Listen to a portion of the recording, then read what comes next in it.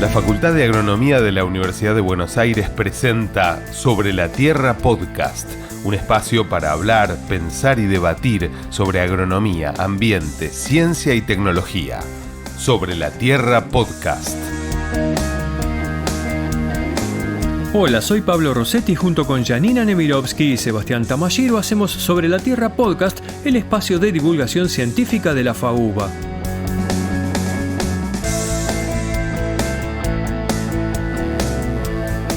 Este episodio va a estar centrado en la Patagonia Argentina y en un proceso clave que es la productividad de la vegetación.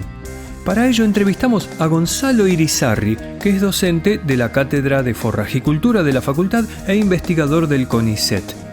Y Gonzalo, además de contarnos cómo cambió la productividad en un largo periodo de 30 años, nos explicó cómo hizo para diferenciar cuánto de esos cambios se debió al clima y cuánto obedeció a las actividades del ser humano. Les recomiendo que se queden con nosotros y escuchemos juntos a Gonzalo. Sobre la Tierra, un podcast de agronomía y ambiente. Hola Gonzalo.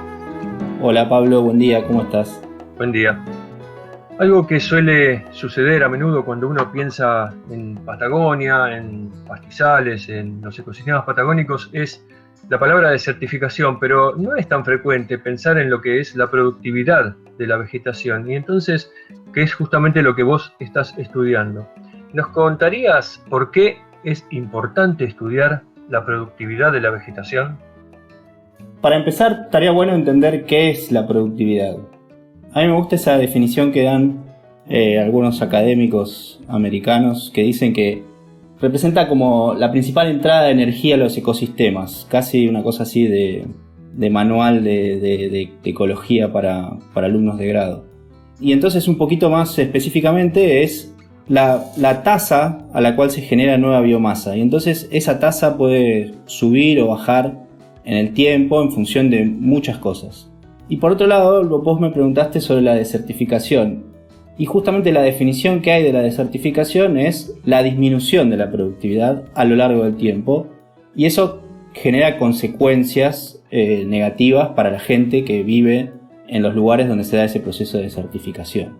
De alguna manera están fuertemente relacionadas, desertificación y productividad, por esta definición que tiene las Naciones Unidas, ¿no? Que es el organismo que dio esa definición de pérdida de productividad a lo largo del tiempo, y eso en sistemas áridos como es la Patagonia. Por eso nos interesó estudiar la dinámica de la productividad. Y eso nos llevó a entender que la velocidad esta a la que se genera biomasa, o sea la productividad, tiene variaciones en el tiempo, y esas variaciones están asociadas a múltiples causas. Lo más habitual que tenemos en la cabeza es, llueve menos, se produce menos. Y entonces, si eso se va dando a lo largo del tiempo, por ejemplo por el proceso de cambio climático, uno pensaría que hay una tendencia negativa en la productividad. Es decir, cada vez se produce menos, o la velocidad a la que se produce es menor. Pero asociado a eso, estamos nosotros, las personas, los humanos, ejerciendo acciones sobre esos ambientes de la Patagonia en particular, y podemos afectar esa velocidad de entrada o generación de biomasa. Y entonces ahí se da una cosa que yo me gusta llamarle la paradoja de la milhoja, que es que tenemos una cosa de efectos muy intrincados y muy entremezclados, y que son difíciles de separar. Y entonces ahí, volviendo a la definición de desertificación, está esta idea de, la desertificación es la pérdida de productividad de los sistemas o de los ambientes áridos. Pero una pregunta más es entender qué los causa, porque si la causa es el cambio climático global, como acciones directas en el territorio, son difíciles de generar medidas o determinar cuáles son las medidas que hay que tomar, son de algún tipo, distintas a si son aquellas asociadas a acciones humanas nuestras directas en el territorio.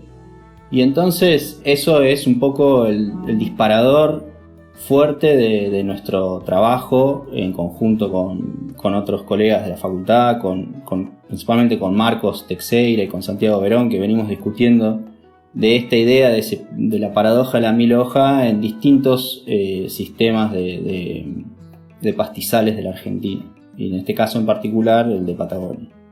Y bueno, y entonces lo que nosotros nos preguntamos en nuestro trabajo fue, primero, la mil hoja tiene varias capas. Entonces una puede decir, bueno, la gran capa es el clima y la otra gran capa somos nosotros los humanos, pero el clima también es una cosa intrincada y no le quisimos esquivar a eso, y entonces nos metimos en algo un poquito más difícil que tiene que ver con procesos de circulación atmosféricos globales que generan cambios en distintas partes del mundo, como es el fenómeno del Niño, y a su vez los procesos más bien regionales que tienen que ver, bueno, con esto que decía antes, si llueve más o si llueve menos.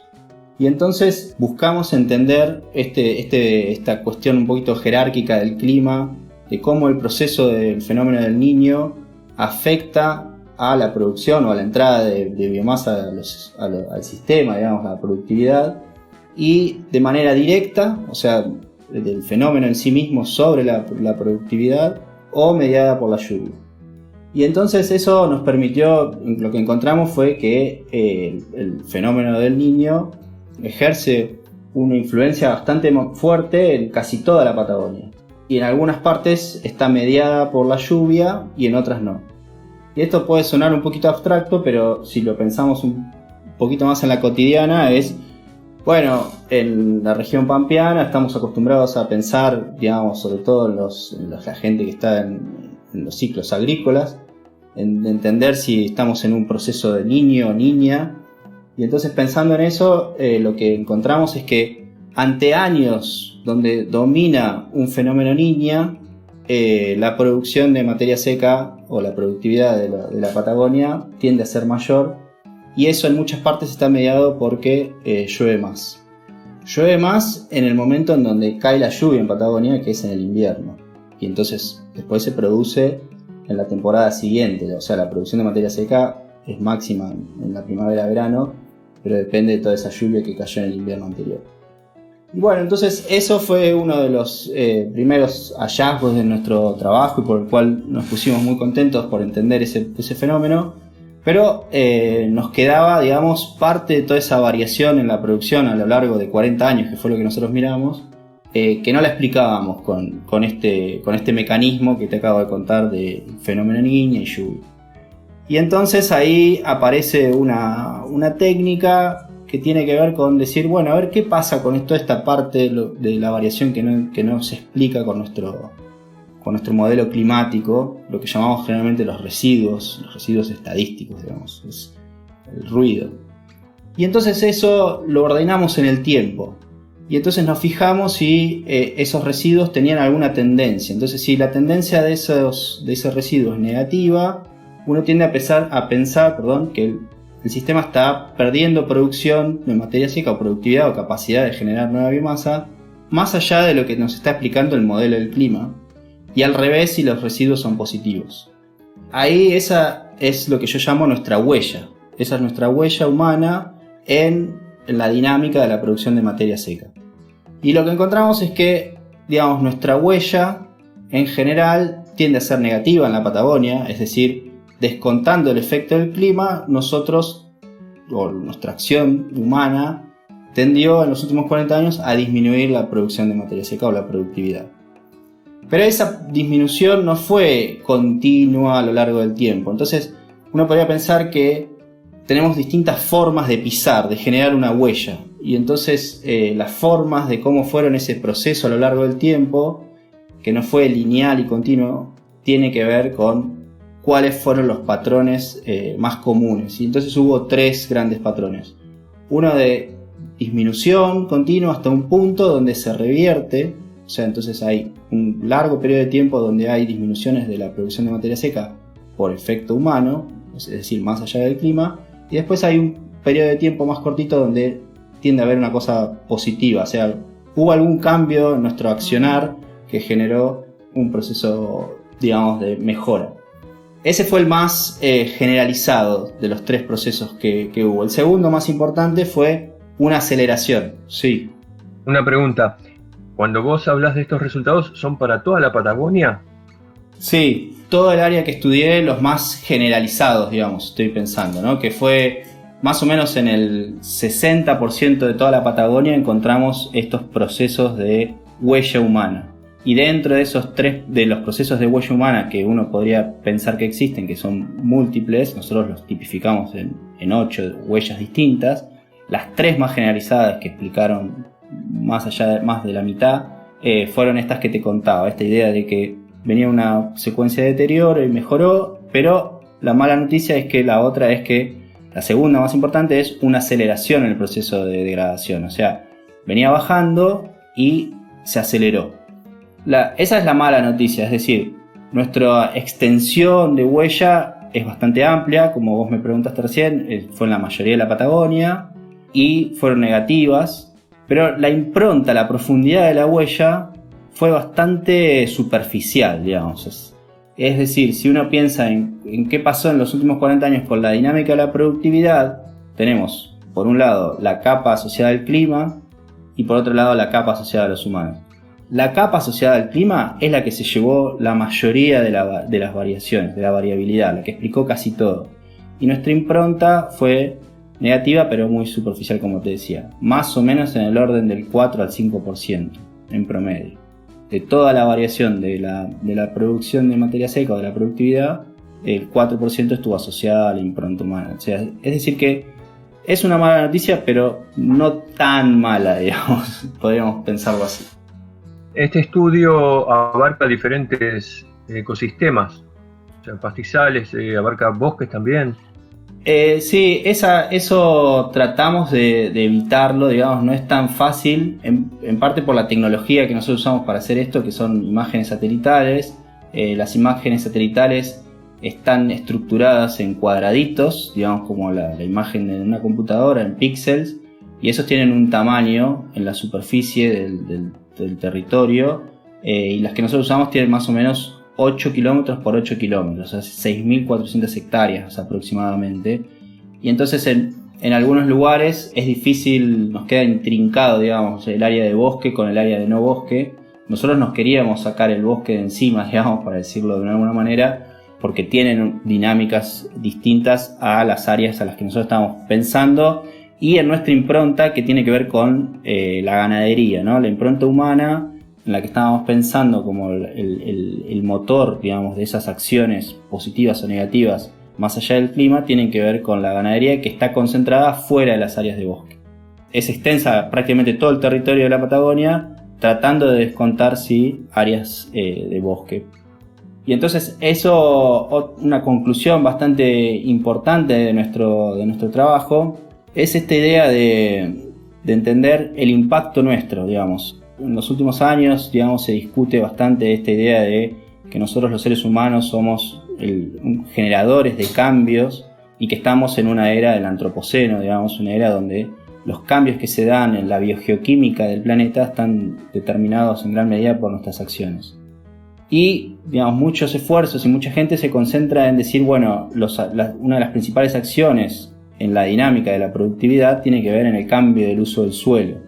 Es decir, reemplazar pastizales o áreas ganaderas históricas por cultivos o reemplazar pastizales por forestaciones. Eso tiene una impronta muy grande, una huella muy pesada, muy profunda.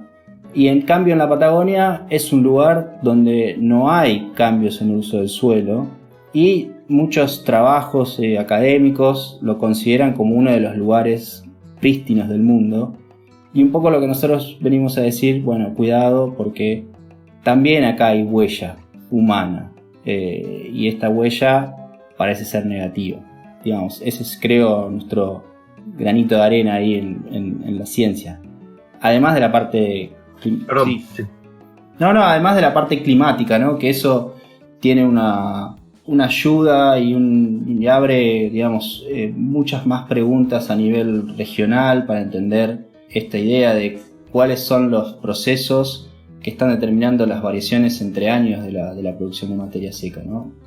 Que tiene, digamos, consecuencias prácticas inmediatas importantes, como puede ser el desarrollo de pronósticos de producción de materia seca a partir de entender en qué fase estamos, si un proceso de niña o niño, y eso qué impacto va a tener después, que se va a ir desencadenando a lo largo de la estación de crecimiento, digamos, de una temporada. Clarísimo, Gonzalo. Te agradezco mucho que hayas estado en Sobre la Tierra y seguimos en contacto. Perfecto. Yo te agradezco muchísimo a vos, Pablo, por siempre interesarte por las cosas que hacemos y por darnos este espacio. De verdad, gracias. Nos vemos. Sobre la Tierra, un podcast de agronomía y ambiente. De esta manera, Gonzalo Irizarry nos explicaba cómo fue separando las capas de ese 1000 hojas imaginario para discriminar los impactos del clima y de las actividades antrópicas sobre la productividad de la vegetación en gran parte de nuestra Patagonia. Personalmente disfruté mucho de esta charla y espero que ustedes también. Si les interesó el tema, pueden poner Sobre la Tierra en el buscador y desde allí visitarnos en nuestro sitio web o en nuestras redes sociales Twitter, Instagram y Facebook, o en Spotify, donde van a encontrar todos nuestros podcasts. Un gran saludo desde la Facultad de Agronomía. Cuídense mucho. Esto fue Sobre la Tierra Podcast, presentado por la Facultad de Agronomía de la UBA. Conducción y producción, Pablo Roset, Janina Nemirovsky y Sebastián Tamashiro. Locución, Martín Palbrook. Sobre la Tierra Podcast. Hasta el próximo episodio.